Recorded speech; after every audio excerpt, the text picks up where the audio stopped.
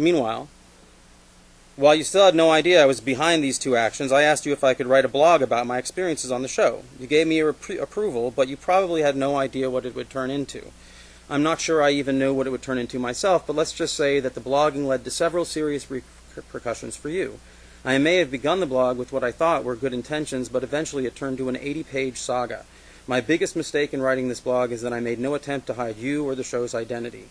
As I proceeded with the blog, it took on a much more spiteful tone. You asked me to take it down, but I refused to do so.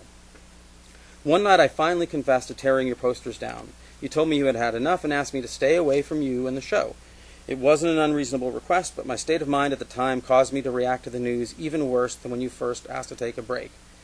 Just think about this. If that's not as textbook, like, I'm just saying no.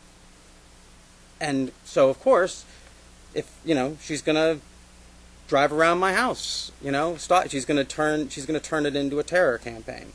My then boyfriend witnessed my anguished, devastated reaction, and in response he posted a much shorter blog about you. It was simply a picture of your face and the words, Andras Jones, the biggest asshole in Olympia.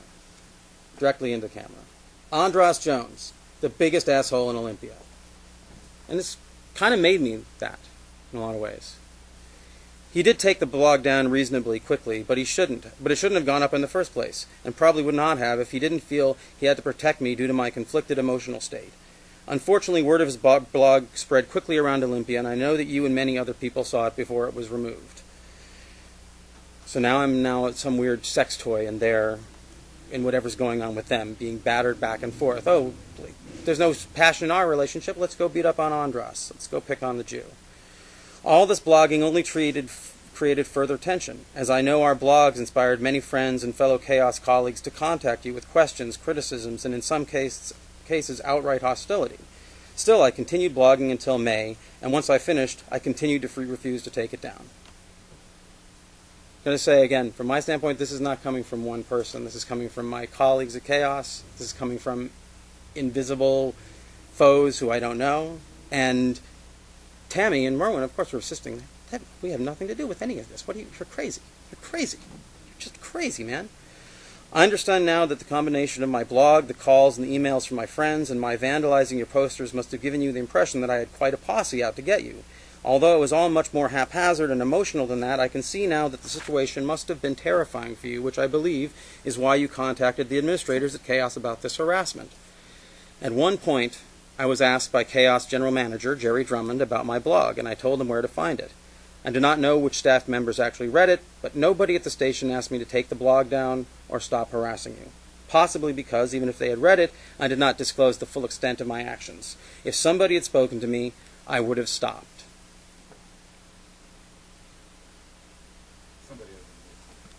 Yeah, like if someone at the station had said, hey, just don't harass your fellow programmer or you lose your show.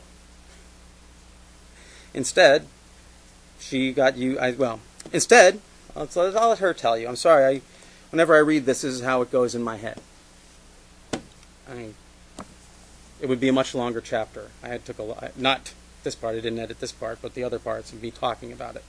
Anyway, sorry. Thank you, and I'll continue.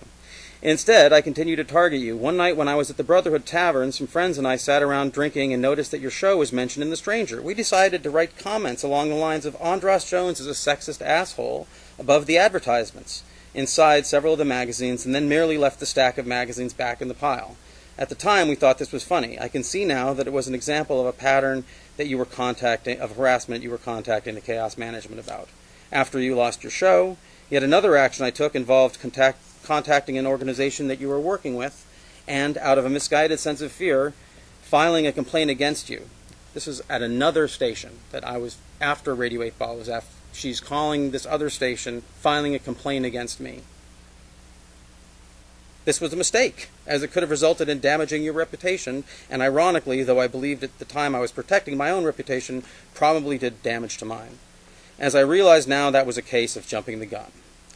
I still don't know why I felt justified in treating you like this. I was going through some personal conflicts and perhaps misreading and misunderstanding some communication, but in truth, there is no excuse or justification for engaging in any form of harassment or terror against a person.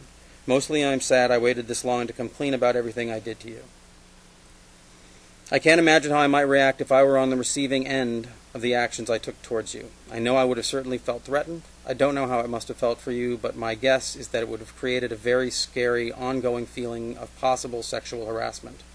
Why am I writing this now? Because I want peace. I want peace for myself, but mostly I want peace for you. I learned a lot from you when we were working together. Despite the awkwardness that was often present, due in large part, I'm sure, to my emails, you were in many ways very supportive and kind to me. There is no excuse for the reaction you received after you let me go from your show.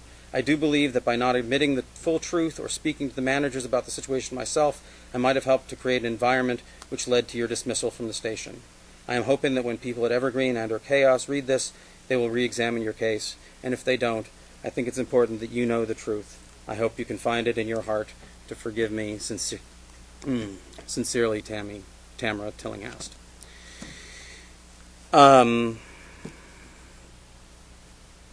As much of a drag as that is to listen to, just imagine living through it and losing something that is precious. For me, my father, I grew up on that campus at Evergreen, and what ended up happening was that the station manager lied about me, made up reasons to take the show off the air, and after I was off the air, called up campus police and said that I had assaulted him. So now I'm banned from the campus of Evergreen that I grew up on and my father helped build. And so when people say, you know, you just get over this and let go of it, I suggest they read any book about a son who's filled with passion for justice in his father's name.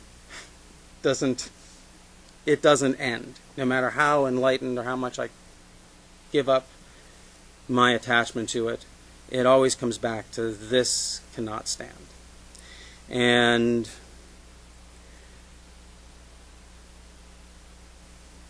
the reason I wrote the book, the true reason I wrote the book, was to share the Kabbalistic Tree of Life with my fellow Olympians. Well, like everything else in the tree, there's all these contradictions. And there are a lot of true reasons I wrote the book. And the true reason, the honest reason I wrote the book, is to tell this story and to demand that it gets dealt with. That the people at Evergreen, the campus my father helped to build, take their responsibility seriously and look at these people who abused their power and stop something that wasn't hurting anybody. There's no real sensible justification for taking Radio 8 Ball off the air. And and the evidence around, there was no evidence or hearing around the claim of me assaulting Jerry Drummond. And someone who would lie about that to the police, about someone who's volunteered someplace for 10 years and grew up at that place, suggests a lack of management skills. So this is the point where I could talk forever, but I'd rather just answer any questions that anyone has. Yeah?